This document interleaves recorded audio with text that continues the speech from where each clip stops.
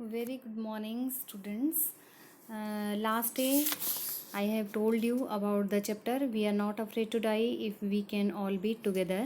और इसमें मैंने आपको बताया था that this is a journey of 4 family members around the world through a ship named Wave Walker. And those 4 family members were Mr. Gordon Cook, his wife Mary, their son Jonathan, and their daughter Suzanne, and 2 more crew member, Mr.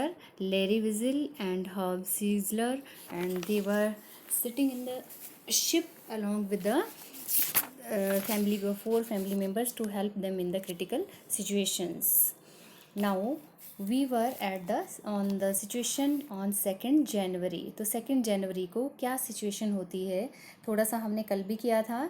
The waves वर जायंटिक. उस दिन जो हैं वो जो लहरें हैं वो बहुत ही भयानक उठना शुरू हो जाती हैं.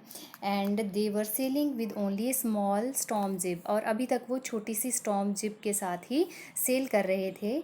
लेकिन जैसे जैसे वो आगे बढ़ते हैं वैसे वैसे लहरें बहुत ऊंची उठना शुरू हो जाती हैं. टू स्लो द बोट, इसलिए उनके पास कोई और ऑप्शन नहीं होती. वो बोट की जो स्पीड है उसको वो स्लो करना चाहते हैं, इसलिए वो स्टॉर्म जिप को नीचे ड्रॉप कर देते हैं.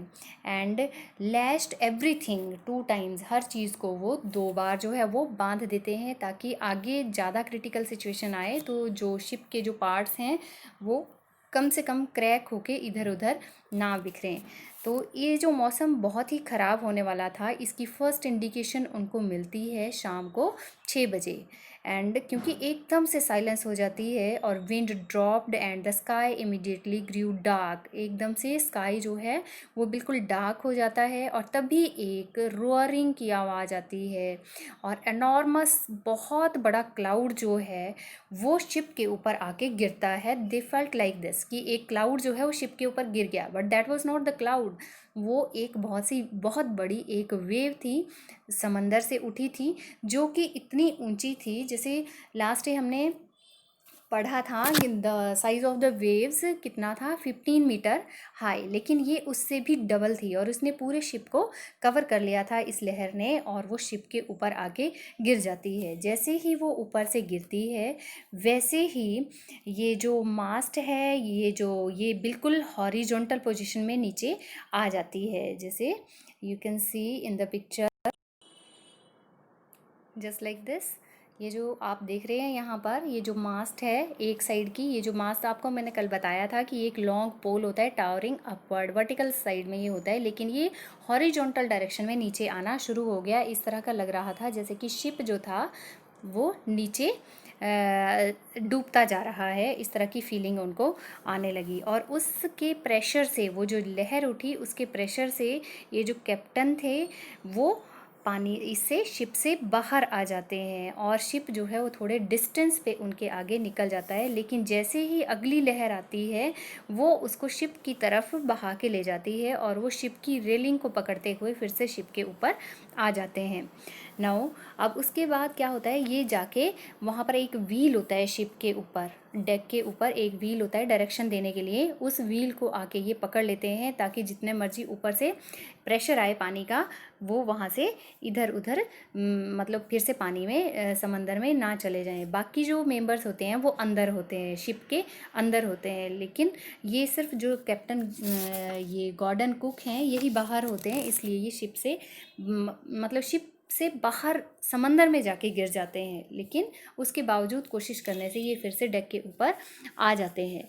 और अंदर जब वो देखते हैं तो लेरी एंड हर्ब वो जो 2 क्रू मैन थे उन्होंने मतलब लाइक द मैड मैन वो पानी को पंप कर रहे होते हैं अंदर से बाहर, क्योंकि वहाँ पर वो जो हैच है उसको वो डोर ओपन करके मेरी जब आती है वो बताती है दैट दे वर सिंकिंग, कि वो जो शिप है वो उसमें पानी भरता जा रहा है नीचे और वो डूबने वाले हैं. लेकिन जब वो देखता है कैप्टन गॉर्डन अंदर जाके देखते हैं तो लेरी एंड हर्ब वो बहुत ही करेज से लगे होते हैं, पूरे हैंड पंप वाटर पंप जो हैं उनसे वो पानी को बाहर निकालते चलते हैं.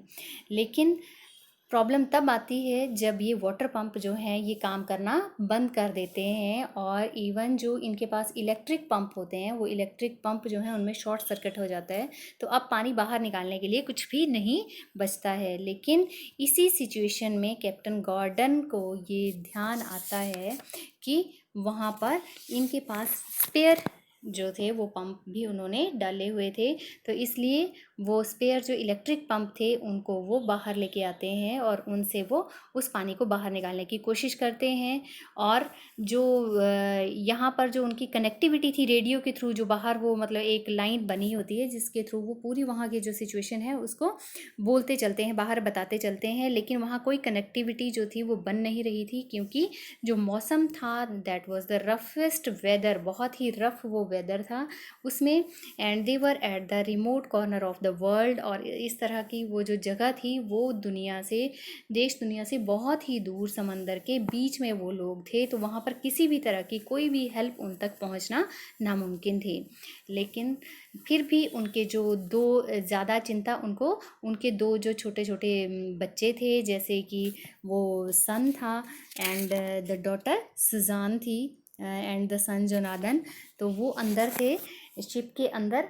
लेकिन वो जो बेटी थी उसकी वो कहीं टकरा गई थी और उसकी जो आईज़ थी उनमें स्वेलिंग आ गई थी, लेकिन उसने उस टाइम उनको नहीं बताया। बाद में उसने बताया कि ये मुझे यहाँ पर कट लग गया है। जब उन्होंने उसको पूछा कि पहले क्यों नहीं बताया, तो वो छोटी सी बच्ची, she was at that time 7 year old, and she replied that she didn't want to worry them when they were trying to save them all, कि वो उनको चिंता में नहीं डालना चाहती थी जब वो उनकी ज़िंदगी को बचा रहे थे।